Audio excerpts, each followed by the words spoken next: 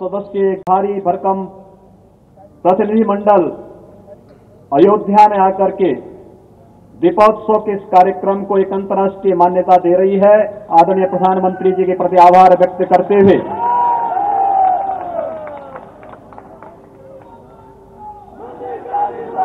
मैं कोरिया की प्रथम महिला और इस उच्च स्तरीय प्रतिनिधिमंडल के साथ आए सभी अतिथियों का हृदय से स्वागत करता हूं, अभिनंदन करता हूं। मित्रों, अतिथि देवो भव, अतिथि के प्रति देवतुल्य भाव भारतीय संस्कृति की विशेषता रही है और भारतीय संस्कृति के इस भाव को व्यक्त करने के लिए ही मैं आभार व्यक्त करता हूं कोरिया गणराज्य के माननीय राष्ट्रपति जी का, जिन्होंने हमारे देश के इस आग्रह को स्वीकार करते हुए कोरिया गणराज्य के प्रथम महिला के साथ वहां के उच्च स्तरीय प्रतिनिधिमंडल को इस दीपोत्सव कार्यक्रम में आमंत्रित किया और 2000 पुराने हमारे सामाजिक और सांस्कृतिक रिश्तों को आदरणीय प्रधानमंत्री श्री नरेंद्र मोदी जी के कारण आज एक नई ऊंचाइयों को हम आगे बढ़ा रहे हैं। मैं इसलिए इस प्रतिनिधिमंडल का हृदय से स्वागत करता हूं, अभिनंदन करता हूं। यह हमारे लिए इसलिए भी महत्वपूर्ण है, हम अपने अतीत के साथ जुड़ रहे हैं। मित्रों, हम सबको बोलना नहीं चाहिए कि अतीत से भटका हुआ व्यक्ति त्रिशंकों की तरह होता है। हम अपने अतीत को जोड़ने के लिए अयोध्या में आए हैं और कोरिया का यह प्रतिनिधिमंडल भी अपने उस अतीत के साथ जुड़ने के लिए अयोध्या आया है और इस दृष्टि से अयोध्या की पहचान अयोध्या के रूप में ही रहे, कोरिया इस बात का गवाह है। दुनिया के तमाम देशों का प्रतिनिधिमंडल भी यहां पर आया है और इसलिए सबसे पहली बात मैं इस प्रतिनिधिमंडल का स्वागत करता हूं, आपको दीपावली की शुभकामनाएं देता हूं और मैं आप सबको इस बात के लिए कहना चाहता हूं कि आज से इस जनपद का नाम भी अब अयोध्या के नाम से जनपद जाना जाएगा।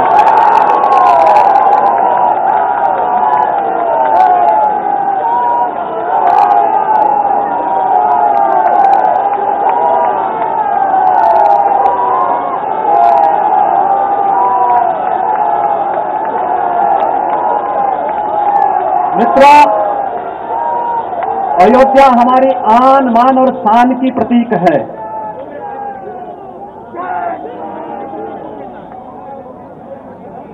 ये हमारे आन, मान और शान, ये कार्य अयोध्या की दृष्टि से कितने महत्वपूर्ण है। अयोध्या के बारे में कोई बोलता था, पहले कोई मुख्यमंत्री अयोध्या आता था, लेकिन 1.5 वर्ष में 6 से अधिक बार मैं स्वयं अयोध्या आया हूं। अयोध्या की सड़कों को साफ करवाया गया।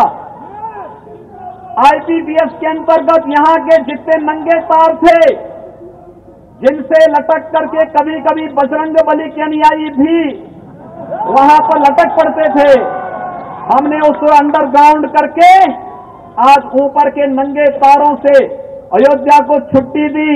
अयोध्या की सड़कों को चौड़ाकरण करके अयोध्या के घाटों के सुंदरीकरण के कार्य को भी आगे बढ़ाया। भाइयों बहनों, इससे पहले अयोध्या का नाम लोग लेने में डरते थे, लेकिन आदरणीय प्रधानमंत्री मोदी जी ने रामायण सर्किट का गठन किया।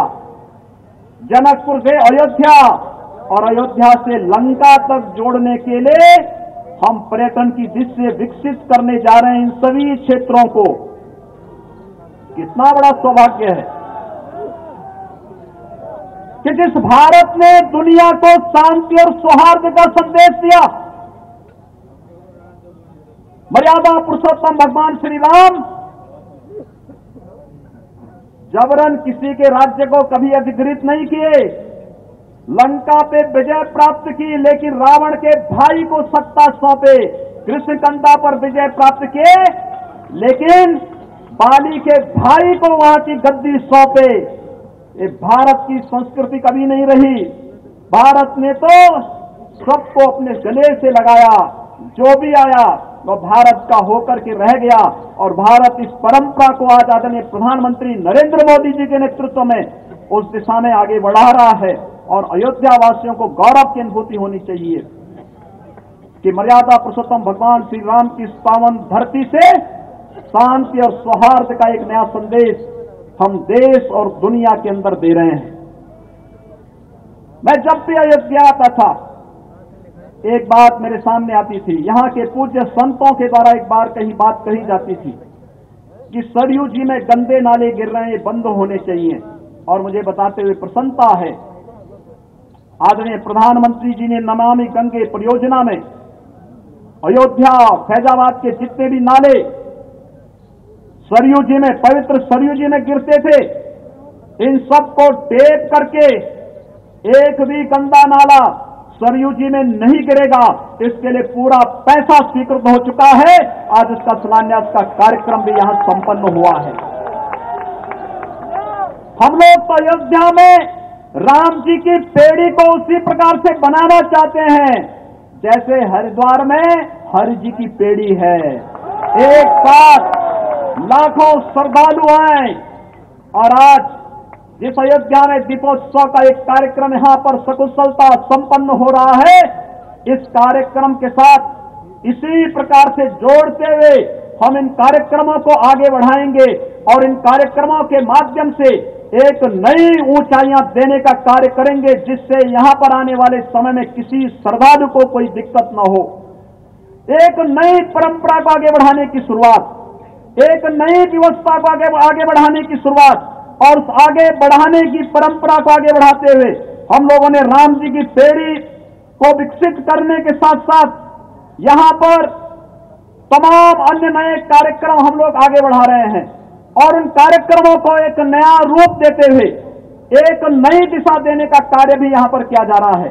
और उन कार्यक्रमों को लेकर के आज जो एक विकास की तड़पन थी अयोध्या की, आज यहां पर लाइटिंग की व्यवस्था आप देख रहे होंगे। आज आपने अयोध्या में लाइटिंग देखी होगी, कितना अच्छा लग रहा होगा अयोध्या। अयोध्या में दीपावली का उत्सव इसी प्रकार से जगमगाता हुआ दिखाई देगा और अयोध्या आने वाले समय में वास्तव में इस देश के अंदर जिन 7 पवित्र पुरियों के नाम पर अयोध्या को हम जानते हैं, उन 7 पुरियों के नाम पर अयोध्या को इसी रूप में हम श्रद्धा और सम्मान के साथ आगे बढ़ाते रहेंगे। इस विश्वास के साथ हम लोगों ने आज यहां पर आकर के दीपोत्सव के इस कार्यक्रम को इस प्रकार की भव्यता दी, एक नया स्वरूप देने का कार्य किया है। भाइयों बहनों, आज यहां पर हम लोग एक नया मेडिकल कॉलेज भी बना रहे हैं। यहां पर एक नया मेडिकल कॉलेज बन रहा है और नया मेडिकल कॉलेज का निर्माण हम लोगों के द्वारा जो यहां पर किया जा रहा है और मैं चाहूंगा कि इस मेडिकल कॉलेज का नाम भी यहां पर बने तो वह यहां की उस परंपरा के साथ राजर्षि दशरथ के नाम पर इस मेडिकल कॉलेज का नाम हो जाए। राजर्षि दशरथ के नाम पर मेडिकल कॉलेज का नाम हो और यहां पर हम एयरपोर्ट का भी निर्माण कार्य कर रहे हैं। एयरपोर्ट का नाम मर्यादा पुरुषोत्तम भगवान श्री राम के ही नाम पर रखेंगे।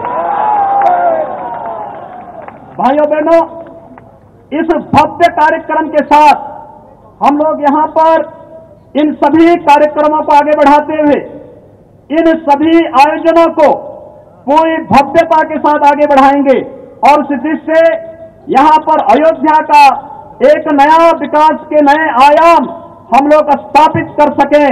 इस दृष्टि से आज के इस कार्यक्रम के अवसर पर मैं आप सबको एक बार पुनः दीपावली के इस भव्य आयोजन में आप सबको मैं अपनी शुभकामनाएं देता हूं और आप सबको इस बात के लिए हम आश्वस्त करना चाहते हैं कि अयोध्या की जो भावनाएं हैं, अयोध्या की ये भावनाएं अयोध्या के साथ साथ देश की भावनाओं के साथ हम सब आपके साथ जुड़ना चाहते हैं और जुड़ने के लिए ही हम लोगों ने इन कार्यक्रमों का यह भव्य आयोजन किया है।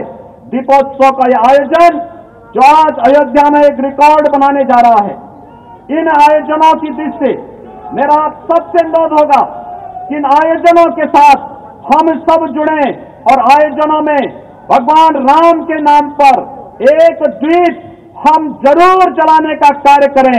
भगवान राम के नाम पर एक दीप जलाने का कार्यक्रम पूरी भव्यता के साथ हो। इस विश्वास के साथ मैं आज के इस अवसर पर एक बार पुनः आप सभी को दीपावली की हृदय से शुभकामनाएं देता हूं और आप सबको इस बात के लिए आश्वस्त करता हूं। आज यहां पर कई देशों की रामलीलाएं आई हैं। दीपोत्सव के कार्यक्रम के बाद उन कई देशों की रामलीलाओं के आयोजन को आपने झांकी देखी होगी।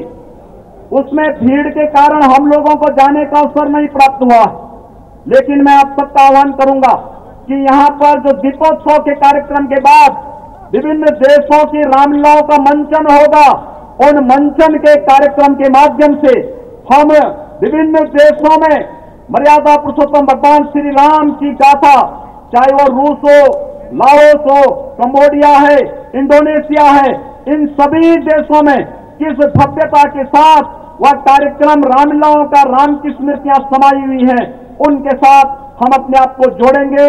आप सबके प्रति मैं आज दीपोत्सव और दीपावली के इस कार्यक्रम पर हृदय से आप सबको बधाई देता हूं, अपनी शुभकामनाएं देता हूं और विश्वास व्यक्त करता हूं कि अयोध्या की धरती देश और दुनिया के अंदर अपने शांति और सौहार्द के संदेश को इसी प्रकार से प्रस्तुत करेगी। आप सबके प्रति मेरी शुभकामनाएं। धन्यवाद। जय जय श्री राम। और सीधी तस्वीरें आप अपनी टीवी स्क्रीन पर साफ तौर पर ये तस्वीरें अयोध्या से देख रहे हैं। सीधी तस्वीरें, दीपोत्सव यहां पर मनाया जा रहा है। राम नगरी अयोध्या दीपों से सजाई जा रही है।